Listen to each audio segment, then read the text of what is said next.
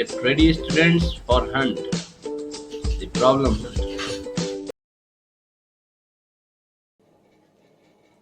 तो बच्चों properties of charges में हम फिफ्थ पॉइंट देखते हैं, है ना। चार्ज की ये पांचवी प्रॉपर्टी है, बहुत इंपॉर्टेंट प्रॉपर्टी है बच्चों। मैंने पहले ही आपको बता रखा है property number 4 and property number 5 are most important properties related to charge. तो देखिए बच्चों, यहाँ पर फिफ्थ प्रॉपर्टी है क्वांटाइजेशन ऑफ चार्ज। एक बात तो बच्चों मैं गारंटी लेना चाहता हूं कि क्वांटाइजेशन का मतलब बहुत ही कम बच्चों को समझ में आता है।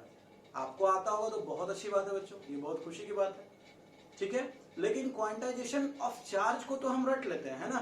क्वांटाइजेशन ऑफ चार्ज को सभी लोग रट लेते हैं, लेकिन क्वांटाइजेशन का मतलब ही नहीं समझते हैं और सोचते हैं कि बस क्वांटाइजेशन मीन्स कि चार्ज तक ही क्वांटाइजेशन सीमित है, जबकि ऐसा नहीं है, ठीक है बच्चों। तो यहाँ पर आप क्वांटाइजेशन को पहले समझिए। मैंने क्वांटाइजेशन का मैथमेटिकल डेफिनेशन वहां लिख रखा है ऊपर में। ये जो डेफिनेशन है बच्चों, ये सिर्फ क्वांटाइजेशन की डेफिनेशन है। देखिए, मैथमेटिकल मीनिंग ऑफ क्वांटाइजेशन, ये बड़ा इंपॉर्टेंट है। ये क्वांटाइजेशन वर्ड का मीनिंग है अकॉर्डिंग टू मैथमेटिक्स, ठीक है। ये बहुत जरूरी समझना है। आप किसी टॉपिक को पढ़ रहे हो और उस टॉपिक से रिलेटेड वर्ड्स, उसके मीनिंग्स को ही नहीं समझ रहे हो, अब बस रट्टा मारते जाओगे ना फिर इस तरह से। तो देखिए क्या कहता है मैथमेटिक्स क्वांटाइजेशन के बारे में, क्या कहता है ना, कि व्हाट इज क्वांटाइजेशन। तो to limit a variable to values that are integral multiples of a basic unit.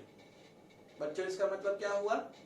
इसका मतलब ये हुआ कि किसी वैल्यू को, किसी क्वांटिटी को, ठीक है, लिमिट करना। लिमिट करना मतलब रेस्ट्रिक्ट करना। आप क्वांटाइजेशन के लिए एक सिंपल सा वर्ड यूज कर सकते हैं, रेस्ट्रिक्शन। अगर आपको ये डेफिनेशन नहीं समझ में आएगी, अभी मैं आपको समझाऊंगा, लेकिन अगर आप ये नहीं भी समझते हैं तो एक वर्ड जरूर समझ के रखिएगा बच्चों। क्वांटाइजेशन का मिलता जुलता वर्ड आप समझ सकते हैं, रेस्ट्रिक्शन यानी पाबंदी, ठीक है बच्चों। क्वांटाइजेशन ऑफ एनीथिंग मींस उस थिंग का रेस्ट्रिक्शन, ठीक है। Quantisation of any quantity means restriction of that quantity, okay, ठीक है। तो यहां पर यही कहा जा रहा है ना कि टू लिमिट यानी टू रेस्ट्रिक्ट ए वेरिएबल, किसी वेरिएबल को, है ना, रेस्ट्रिक्ट करना। जिनकी वैल्यूज बदलती है वैसी क्वांटिटीज को रेस्ट्रिक्ट करना, लिमिट करना, है ना। तो कैसे कैसे लिमिट करना, ठीक है। To values that are integral multiples of basic unit. मतलब इसका ये हुआ कि माना कि कोई फिजिकल क्वांटिटी है, सपोज दैट m, ठीक है, m नाम की कोई फिजिकल क्वांटिटी है। हमने इस फिजिकल क्वांटिटी m की वैल्यूज को, ठीक है, रेस्ट्रिक्ट कर रखा है किसी एक फिक्स यूनिट के वैल्यू के मल्टीपल के रूप में। इसका मतलब ये हुआ बच्चों कि ये m जो है कोई भी वैल्यू एक्वायर नहीं कर सकता है खुद से। m फ्रैक्शन में नहीं हो सकता है, ठीक है, वो सिर्फ इंटीजर के रूप में होगा किसी एक बेसिक यूनिट के प्रोडक्ट के फॉर्म में, ठीक है।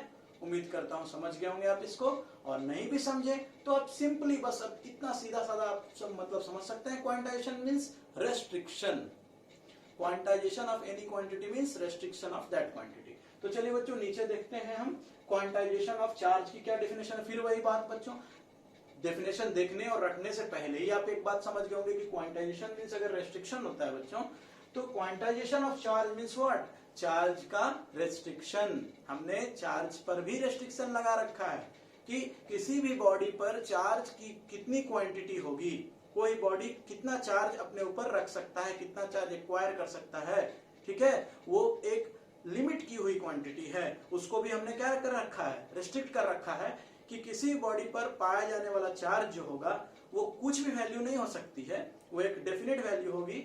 उसको ही डिफाइन किया गया है यहाँ पर। देखिए definition of quantization of charge, the charge on any body can be expressed as the integral multiple of basic unit of charge, that is charge on one electron। ये जो है बेसिक यूनिट ऑफ चार्ज, इसका मतलब है charge on one electron, ठीक है। एक electron पर जितना चार्ज होता है उसे हम बेसिक यूनिट ऑफ चार्ज कहते हैं बच्चों, ठीक है। और किसी भी बॉडी पर जो चार्ज होगा, सपोज दैट किसी बॉडी पर चार्ज Q है, ठीक है, Q हम चार्ज को असाइन करते हैं Q से, ठीक है, किसी बॉडी पर कितना चार्ज है Q, ठीक है। तो ये चार्ज की जो वैल्यू होगी, इसकी वैल्यू हमेशा एक बेसिक यूनिट ऑफ चार्ज यानी चार्ज ऑन वन इलेक्ट्रॉन, एक इलेक्ट्रॉन पर जितना चार्ज होता है उसको हम बेसिक यूनिट ऑफ चार्ज बोलते हैं, इसके इंटीग्रल मल्टीपल के बराबर होगी। इसका मतलब प्यारे बच्चों कि किसी भी बॉडी पर जो चार्ज होगा वो इलेक्ट्रॉन के जो चार्ज के इलेक्ट्रॉन का जो चार्ज है उसके इंटीग्रल मल्टीपल्स के बराबर ही हो सकता है। फ्रैक्शनल वैल्यूज यहां पर अलाउड नहीं है, ठीक है। ये प्लस भी हो सकता है, माइनस भी हो सकता है, लेकिन ये वैल्यू जो है n जो है n belongs to natural number. Natural number means what? 1 2 3 4 5 6 dot dot dot so on, ठीक है। तो बच्चों आप पूछ सकते हैं कि भाई ये तो सर आपने डेफिनेशन को लिखा और उसे पढ़ दिया, यहाँ पर हम ये क्यों माने, क्यों ऐसा होता है, क्यों चार्ज रेस्ट्रिक्टेड है ना, चार्ज क्यों चार्ज में रिस्ट्रिक्शन क्यों है, चार्ज क्वांटाइज्ड क्यों है, ठीक है। तो प्यारे बच्चों किसी भी बॉडी पर, ठीक है, चार्ज कैसे जन्मता है मैं आपको पिछले क्लास में पढ़ा चुका हूं कि बॉडी एटम से बैटर एटम से बना है और एटम्स में इलेक्ट्रॉन्स प्रोटॉन्स न्यूक्लियस में रहते हैं, वो मूवमेंट नहीं करते हैं बाहर के किसी प्रोसेस में, सिर्फ इलेक्ट्रॉन ही आउटर ऑर्बिट्स में होते हैं और वही मूव करते रहते हैं, है ना। तो चार्ज किसी बॉडी पर जन्मता ही है इलेक्ट्रॉन के ट्रांसफर के कारण। पहले तो आप चार्ज का कॉज समझिए, आपको पर आप इसको रट मत लीजिए, किसी बॉडी पर 20 यूनिट चार्ज है, 20 coulomb, 50 coulomb, 10 coulomb, 2 coulomb, micro coulomb, कितने चार्ज की कोई वैल्यू क्यों ना हो किसी बॉडी पर, चार्ज की कोई भी वैल्यू किसी बॉडी पर क्यों ना हो, लेकिन वो जन्मी कैसे? चार्ज सिर्फ electronic shift, electronic displacement, electron के मूवमेंट से ही जन्मते हैं। आप इसको हमेशा याद रखिएगा, ठीक है बच्चों। तो एक बॉडी से अगर कुछ इलेक्ट्रॉन उठकर दूसरी बॉडी में जा रहे हैं या एक बॉडी में ही इलेक्ट्रॉन का डिस्प्लेसमेंट हो रहा है, मान लीजिए एक साइड से इलेक्ट्रॉन उठ करके दूसरी साइड में आ गए, है ना। इलेक्ट्रॉन निगेटिवली चार्ज पार्टिकल्स होते हैं, वो अगर किसी साइड से दूर जाएंगे तो जिस साइड वो जा रहे हैं उस साइड निगेटिव चार्ज का डेंसिटी बढ़ जाएगा और जिधर से वो हट रहे हैं वहां पॉजिटिव चार्ज की डेंसिटी बढ़ जाएगी, ठीक है। तो चार्ज किसी बॉडी पर जन्म ही रहा है इलेक्ट्रॉनिक डिस्प्लेसमेंट या इलेक्ट्रॉनिक शिफ्ट के चलते। तो बताइए बच्चों, और इलेक्ट्रॉन को हम तोड़ नहीं सकते हैं, इलेक्ट्रॉन कभी फ्रैक्शंस में टूट करके ट्रांसफर तो होने रहे हैं, 1/2 इलेक्ट्रॉन, 2/3 इलेक्ट्रॉन, 1/4 इलेक्ट्रॉन तो ट्रांसफर होगा नहीं, डिस्प्लेस होगा नहीं। इलेक्ट्रॉनिक डिस्प्लेसमेंट हमेशा एक इलेक्ट्रॉन उछल के कहीं जा रहा है, एक इलेक्ट्रॉन कहीं से कहीं जा रहा है, 10 इलेक्ट्रॉन गए, 5 इलेक्ट्रॉन गए, 2 इलेक्ट्रॉन चले गए कहीं, है ना। तो इलेक्ट्रॉन का या तो लॉस हो या तो इलेक्ट्रॉन का गेन हो, है ना। इलेक्ट्रॉन का नंबर तो हमेशा इंटीजर्स में ही होगा ना, इलेक्ट्रॉन का ट्रांसफर हमेशा किस में हो सकता है? इंटीजर्स में। तो कोई व्यक्ति अगर आपसे पूछता है बच्चों कि what is the cause of quantization of charge, तो आप ये कह सकते हैं कि क्वांटाइजेशन, चार्ज का क्वांटाइजेशन होने का सिर्फ और सिर्फ एक कॉज है कि इलेक्ट्रॉन्स जो हैं वो हमेशा इंटीजर्स के रूप में ही ट्रांसफर होते हैं, क्योंकि इलेक्ट्रॉन्स तो ब्रेक नहीं होते हैं कभी किसी प्रोसेस के दौरान, चार्ज ट्रांसफर के दौरान कोई इलेक्ट्रॉन टूटते नहीं है, हाफ इलेक्ट्रॉन, 3/4 इलेक्ट्रॉन, ऐसे तो कुछ नहीं होता ट्रांसफर। तो चार्ज का जब भी ट्रांसफर होता है इलेक्ट्रॉन्स के फॉर्म में होता है और इलेक्ट्रॉन्स हमेशा इंटीजर्स के रूप में एग्जिस्ट करते हैं, ठीक है। इसीलिए ये बोला गया कि किसी भी बॉडी पर जो चार्ज कोई बॉडी एक्वायर करेगा वो हमेशा इलेक्ट्रॉन के चार्ज का इंटीग्रल मल्टीपल होगा, ठीक है बच्चों। अगर एक इलेक्ट्रॉन ट्रांसफर होता है तो एक इलेक्ट्रॉनिक चार्ज आ गया। सपोज दैट बच्चों, यहां पर आप समझिए इसको एक छोटे से एग्जांपल से। बच्चों उम्मीद करता हूं आपने इसे नोट कर लिया होगा, मैंने तो पहले ही कहा था ना कॉपी लेके बैठने।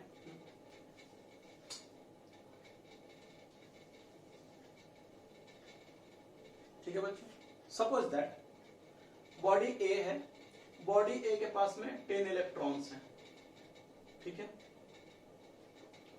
बॉडी बी के पास में 5 इलेक्ट्रॉन्स हैं, ठीक है बच्चों। अगर बॉडी से ए से उठ करके 2 इलेक्ट्रॉन बॉडी बी में चले जाएं तो यहां पर कितने इलेक्ट्रॉन्स हो जाएंगे? 7 इलेक्ट्रॉन। और यहां पर कितने इलेक्ट्रॉन हो रह जाएंगे? 8 इलेक्ट्रॉन्स, ठीक है बच्चों। तो ये ए एज ए होल क्योंकि निगेटिव चीज इससे दूर गया तो पूरे ए पर क्या दिखने लगेगा, 2 यूनिट, क्योंकि 2 इलेक्ट्रॉन का लॉस हो रहा है ना, तो इलेक्ट्रॉन के लॉस होने से पॉजिटिव चार्ज दिखने लगता है और गेन होने से निगेटिव चार्ज दिखने लगता है। तो आप यहाँ देख सकते हैं कि बॉडी ए पर जो चार्ज एक्वायर हुआ वो 2 इलेक्ट्रॉनिक चार्ज के बराबर है, ठीक है, 2 इंटू चार्ज ऑन 1 इलेक्ट्रॉन, है ना। कितना चार्ज यहाँ पर एक्वायर होगा ए पर, यानी बॉडी ए पर कितना चार्ज आ जाएगा, Q A, charge on body A plus 2 into E हुआ, और charge on body B Q B क्या हुआ, -2 इंटू ई हुआ, है ना बच्चों। माइनस यहाँ साइन बता रहा है कि यहाँ पर गेन ऑफ इलेक्ट्रॉन हुआ, और प्लस साइन बता रहा है कि बॉडी ए में लॉस ऑफ इलेक्ट्रॉन हुआ। प्लस और माइनस का बस इतना ही मतलब है ना, कि यहाँ पर लॉस हो रहा है और वहां पर गेन हो रहा है। लेकिन ये लॉस और गेन किस रूप में हो रहा है, तो इलेक्ट्रॉन के फॉर्म में हो रहा है, इलेक्ट्रॉन के ट्रांसफर के फॉर्म में हो रहा है। तो यहाँ पर इलेक्ट्रॉन कितने ट्रांसफर हो सकते हैं, अब यहीं पर 3 इलेक्ट्रॉन होता ट्रांसफर, 4 इलेक्ट्रॉन ट्रांसफर होता, 5 इलेक्ट्रॉन ट्रांसफर होता, तो बचा एंड सो ऑन। इसीलिए चूंकि इलेक्ट्रॉन्स हमेशा नेचुरल नंबर के फॉर्म में ही ट्रांसफर होंगे ना, इलेक्ट्रॉन ब्रेक तो करेंगे नहीं। इसीलिए बच्चों यही कॉज है कि किसी बॉडी पर जो चार्ज होता है वो क्वांटाइज्ड होता है। Charge is always quantized, that is restricted, कि चार्ज कोई भी वैल्यू एक्वायर नहीं करेगा, वो हमेशा इंटीग्रल मल्टीपल के रूप में पाया जाएगा। किसी भी बॉडी पर जो चार्ज है वो हमेशा इंटीग्रल मल्टीपल होगा, किसका, बेसिक यूनिट ऑफ चार्ज का, यानी चार्ज ऑन 1 इलेक्ट्रॉन का। तो बच्चों प्रॉपर्टी ऑफ चार्ज टॉपिक का 6th पॉइंट है इनवेरियंस ऑफ चार्ज, ठीक है बच्चों। इनवेरियंस मींस वैल्यू का ना बदलना, ठीक है, वैल्यू का कांस्टेंट रहना। इनवेरियंस का मतलब है वैल्यू का कांस्टेंट रहना। बच्चों एलिमेंट्री चार्जेस जैसे इलेक्ट्रॉन्स हुए, प्रोटॉन हुए, छोटे छोटे चार्ज पार्टिकल्स, इलेक्ट्रॉन्स और प्रोटॉन, है ना, ये एलिमेंट्री चार्ज पार्टिकल्स जो होते हैं, वे चार्ज पार्टिकल्स वेलोसिटी उन चार्ज पार्टिकल्स पर जो चार्ज होता है वो वेलोसिटी से इंडिपेंडेंट होता है, ठीक है। अब बोलिएगा सर आप इसको कैसे प्रूव कीजिएगा, है ना, ये भी बड़ा इंपॉर्टेंट है। ये तो सिर्फ स्टेटमेंट हो गया कि भाई इलेक्ट्रॉन हो या प्रोटॉन हो, कोई भी चार्ज पार्टिकल हो, कोई भी एलिमेंट्री चार्ज पार्टिकल हो, है ना, उस पार्टिकल पर चार्ज का जो वैल्यू है, जैसे इलेक्ट्रॉन का जितना चार्ज वैल्यू है, प्रोटॉन का जितना चार्ज वैल्यू है, उसका चार्ज वैल्यू, उसका चार्ज का मैग्नीट्यूड जो है वो वेलोसिटी पे डिपेंड नहीं करता है, ठीक है। इस स्टेटमेंट को हम कैसे प्रूव कर सकते हैं, तो बच्चों एटम खुद में ही इसका सबसे बेहतरीन एग्जांपल है। इनवेरियंस ऑफ चार्ज का सबसे बेहतरीन एग्जांपल एटम ही है। सोचो कैसे, ठीक है मैं बताता हूं। देखो बच्चों एटम्स में इलेक्ट्रॉन्स भी है और प्रोटॉन भी है, ठीक है। एक न्यूट्रल एटम में इलेक्ट्रॉन और प्रोटॉन दोनों बराबर नंबर में होते हैं, ये आप जानते हैं। लेकिन आप एक बात और आपने 11th क्लास में पढ़ी होगी कि एक प्रोटॉन जो है वो एक इलेक्ट्रॉन से बहुत हैवियर होता है, ऑलमोस्ट 1800 टाइम्स, है ना। एक प्रोटॉन एक इलेक्ट्रॉन से 1800 टाइम्स हैवियर होता है, ठीक है। तो इस लिहाज से प्रोटॉन्स की तुलना में इलेक्ट्रॉन ज्यादा फास्ट मूव करते होंगे एटम में, है ना, करते ही हैं। ऑब्वियस है कि एक हैवी पार्टिकल से लाइटर पार्टिकल ज्यादा तेजी में मूव करेगा। तो इलेक्ट्रॉन का वेलोसिटी अगर मास के रूप में तुलना की जाए ना, कि प्रोटॉन और इलेक्ट्रॉन की मास में तुलना की जाए, तो प्रोटॉन का मास क्या है, बहुत ज्यादा है, ऑलमोस्ट 2000 टाइम्स हैवियर है प्रोटॉन इलेक्ट्रॉन से, ठीक है। तो इलेक्ट्रॉन लाइटर पार्टिकल हुआ प्रोटॉन के रिस्पेक्ट में, तो इलेक्ट्रॉन का वेलोसिटी क्या होगा, बहुत ज्यादा होगा, किसके रिस्पेक्ट में, प्रोटॉन के रिस्पेक्ट में, ठीक है। तो इलेक्ट्रॉन बहुत फास्ट मूव करता है, प्रोटॉन उससे स्लो मूव करता है। ये तो आप समझ गए होंगे, मास के आधार पे हम ये कह सकते हैं, ठीक है। अब अगर ये बात है, देखिए प्रोटॉन और इलेक्ट्रॉन में मास का कितना डिफरेंस है, बहुत ज्यादा, 2000 टाइम्स डिफरेंस है मास का। लेकिन बच्चों आपने गौर किया what is the charge on 1 electron, अभी अभी वैल्यू मैंने लिखा था -1.6 into 10 to the power -19 coulomb. This is the charge value of 1 electron. And what is the charge value of 1 proton? Single proton पर कितना चार्ज होता है, +1.6 into 10 to the power -19 coulomb. ये देखिए बड़ा कंसेप्चुअल और कंफ्यूजिंग है, ठीक है, कि इन दोनों में इसका मास इसके तुलना में 2000 टाइम्स ऑलमोस्ट कम होता है, ठीक है। ये 1800 गुना इससे बड़ा है, भारी है प्रोटॉन, मतलब हैवियर है इलेक्ट्रॉन के तुलना में, ठीक है। लेकिन जरा चार्ज देखिए, यहां पर एक बात और आपको क्लियर हो गई होगी, चार्ज को मास से कोई लेना देना नहीं होता। चार्ज एकदम ही डिफरेंट प्रॉपर्टी है। ऐसा एकदम नहीं समझना है किसी बॉडी पर ज्यादा मास है तो उसके पास ज्यादा चार्ज होगा, किसी बॉडी पर मास कम है तो उसके पास कम चार्ज होगा। यहां पर आप देख सकते हैं कि प्रोटॉन का मास कितना ज्यादा है, बहुत ज्यादा। एक सिंगल एलिमेंट्री पार्टिकल प्रोटॉन का मास इलेक्ट्रॉन से 2000 टाइम्स ऑलमोस्ट ज्यादा है, लेकिन चार्ज इलेक्ट्रॉन और प्रोटॉन का बराबर है, ठीक है बच्चों। अब आ जाते हैं उस टॉपिक पे अपने, इनवेरिएंस ऑफ चार्ज। इसका मतलब चार्ज जो है वो वेलोसिटी एलिमेंट्री पार्टिकल्स पर जो चार्ज का मैग्नीट्यूड होता है, यानी चार्ज का वैल्यू होता है, उसको वेलोसिटी से कोई लेना देना नहीं है, ठीक है। वो वेलोसिटी के हिसाब से चेंज नहीं करेगा, क्योंकि अभी हमने देखा कि अगर चार्ज को वेलोसिटी से फर्क पड़ता तो प्रोटॉन जो कि धीमा है, स्लो, जिसका वेलोसिटी कम है, और इलेक्ट्रॉन जिसकी वेलोसिटी ज्यादा है, दोनों का चार्ज कहीं बराबर नहीं हो सकता था बच्चों।